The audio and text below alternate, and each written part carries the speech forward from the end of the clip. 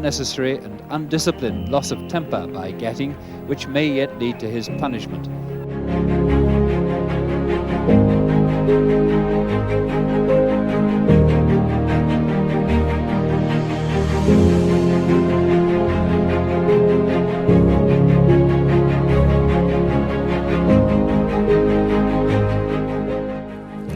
In order to keep up the spirit of the game, what is the most essential feature in it? In my opinion, it is fairness. You must win the match fairly. I was the first captain who started talking about neutral umpires. And I remember getting a lot of flack for it. People would, there would be a lot of criticism that this is not with the spirit of the game. This is against cricket tradition.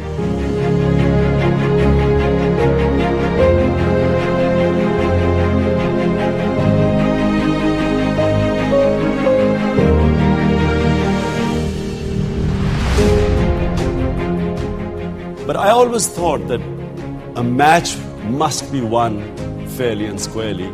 And in order to do so, you must have umpires which both teams have faith in.